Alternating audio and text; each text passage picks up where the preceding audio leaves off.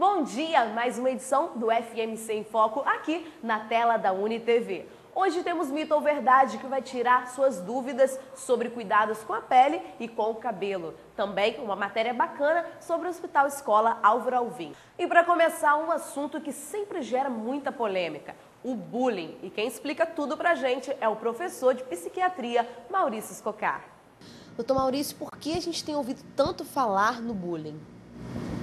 Certamente algumas situações remetem ao bullying pelo fato da criança, particularmente, começar a mostrar um comportamento diferente, arredio, com medo nas suas atividades cotidianas, particularmente naquelas que se referem à escola ou que se reportam aos encontros sociais com colegas da escola.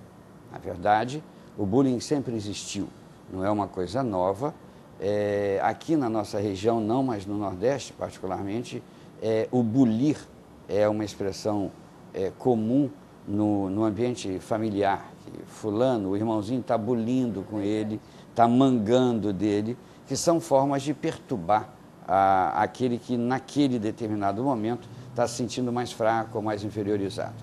É claro que com a divulgação do termo, com as medidas profiláticas e com o amparo legal que visando proteger aquela criança ou aquele indivíduo vítima de bullying, isso tornou o problema mais conhecido e, consequentemente, mais comentado e mais colocado à baila. E a partir desse momento, então, sabendo que existe o problema, ficou mais fácil comentar sobre o problema.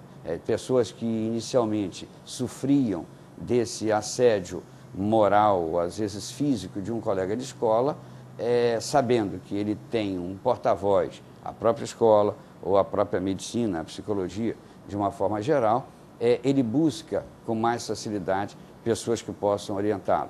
A criança que se sentia acuada por um colega, sabendo da existência desse fator e reclamando com seus pais, que sabendo da existência desse problema, reportariam então à escola, tornaram mais conhecido o problema e, consequentemente, divulgaram-se mais vítimas desse assédio moral, desse sofrimento. Mas, na verdade, como dissemos de início, é um problema que existe, sempre existiu. O importante nessa questão é a gente separar aquilo que efetivamente é bullying, a criança que efetivamente sofre desse assédio do colega, para aquilo que são brincadeiras de jovens, de crianças, de adolescentes, que sempre escolheram e vão continuar escolhendo aquele que momentaneamente está mais fraco e sofre, né? Exerce o papel de vítima naquela questão. Não vamos generalizar e entender que toda criança, todo folguedo infantil é bullying.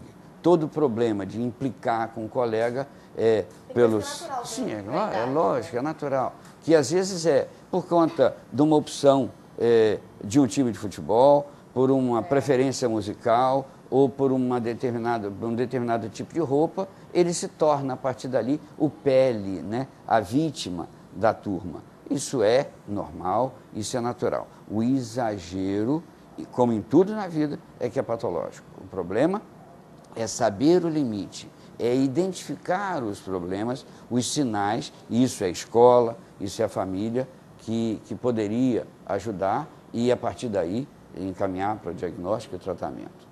Professor, quem mais sofre com bullying? A criança, o adolescente ou o adulto? Eu acho que, de forma geral, todos, mas particularmente a criança. Por sua insegurança, por sua imaturidade, ele sofre mais. E aí é importante a gente voltar o nosso pensamento para aquilo que seria clinicamente o bullying. Né? Que se você observa seu filho com dificuldade de ir para a escola, entenda, dificuldade para a escola não é preguiça de ir para a escola. Né?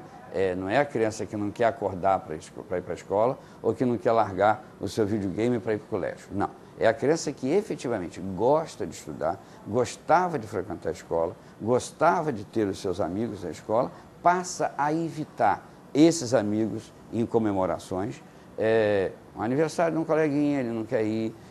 A aula ele já começa a evitar. Sente medo, né? Começa a ter medo porque ele está sendo acuado. Ele tem sempre 2 ou 3 outros colegas que perturbam o seu sossego, a sua tranquilidade. Então, como ele não pode verbalizar isso, que às vezes até se sente ameaçado pelo próprio grupo ou pelo próprio colega, o que mexe com ele, o que encarna nele mais, é ameaça, e se você contar alguma coisa eu vou te pegar lá fora, ele acaba evitando ir para a escola. Então, se a mãe começa a observar que a criança chega em casa suja, machucada, assustada, se ele começa a dormir mal, a comer mal, a render mal nos estudos, se começa a evitar frequentar a escola ou os seus elementos sociais, é importante que se procure alguém, a princípio, na escola, para tentar esclarecer e depois, de diagnosticado, procurar alguém que possa oferecer apoio a essa criança. O professor deve se tratar a vítima do bullying, mas e o agressor, aquela criança que causa o bullying, ela também deve ser tratada?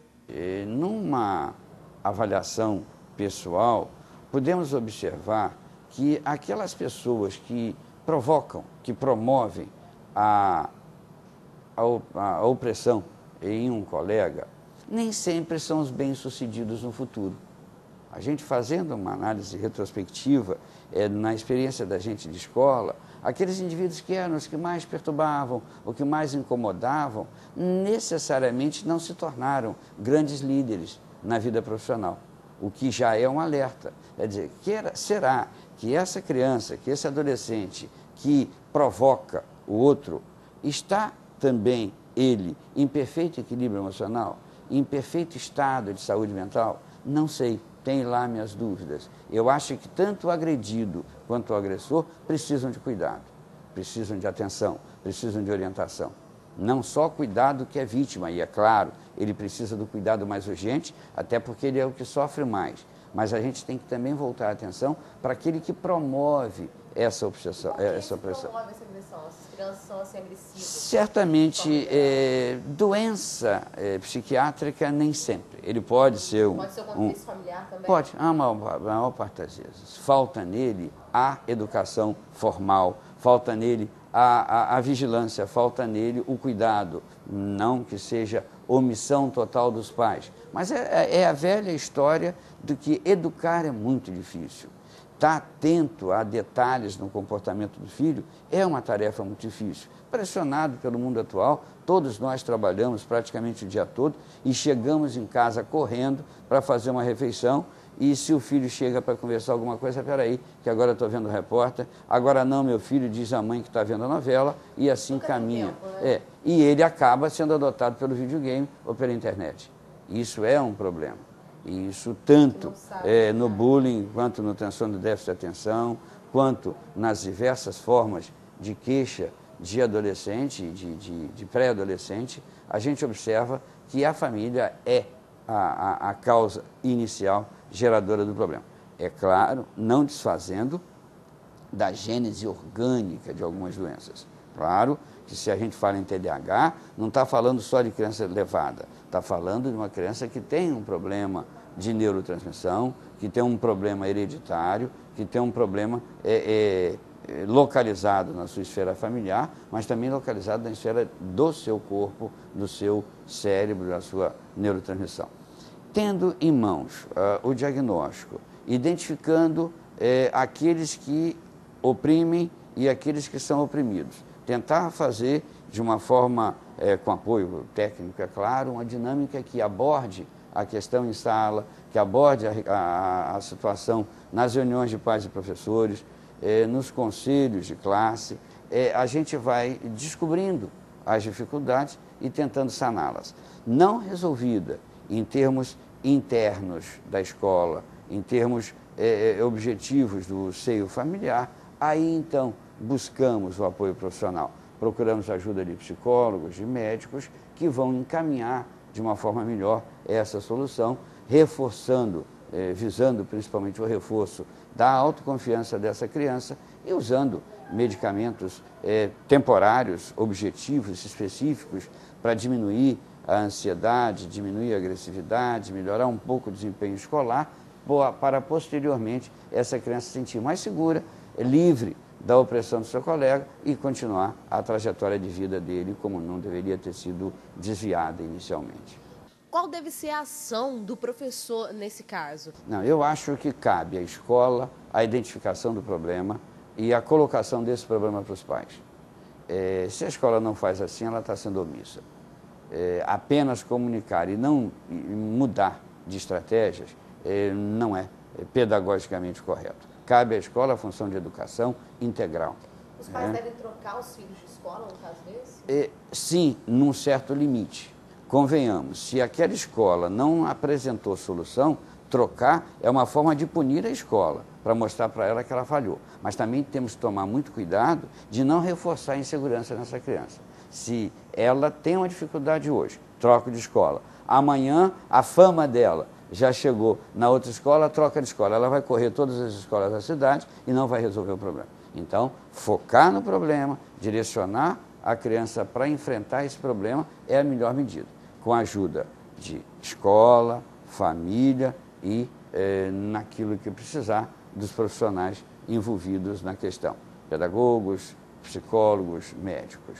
Mas, sem dúvida nenhuma, se a escola não trouxe uma solução, não mostrou interesse em solucionar o problema, eu acho que, mais do que um benefício para a criança, é um alerta para a escola. Você não está servindo, né, você como instituição, não está servindo para educar meu filho. Trocar, eu acho importante, mas tomando cuidado de que essa troca não pode ser uma sequência, uma sucessão de trocas, porque aí nós não vamos estar ajudando a criança. Pelo contrário, vamos estar estigmatizando cada vez mais. E na vida adulta, o que a pessoa deve fazer quando sofre do bullying? Ela deve ignorar simplesmente? A questão do assédio moral, né, é uma forma, talvez, adulta do bullying.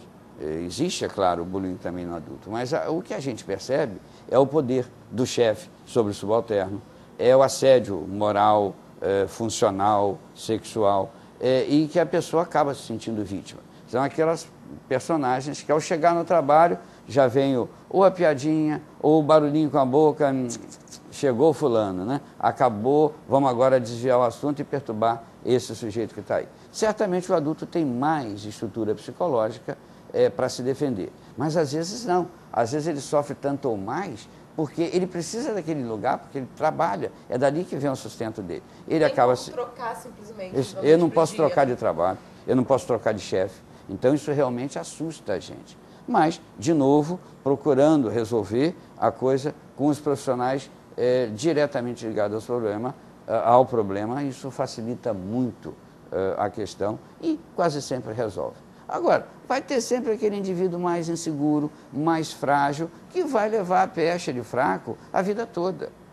Serão aqueles que carregarão para sempre essa dificuldade, mesmo que sejam indivíduos bem-sucedidos no trabalho, bem-sucedidos na família, mas que têm uma dificuldade muito grande de lidar com o social, de lidar com a questão do outro, e acabam sendo vítimas desse processo. A esses, medicação, sim ou não, dependendo do caso, mas certamente o reforço psicológico, uma valorização maior nele, para que ele possa acordar para o fato. E aí, os grupos de ajuda, os grupos de terapia, os grupos religiosos e até medicamento, se precisar, certamente ajudam essas pessoas.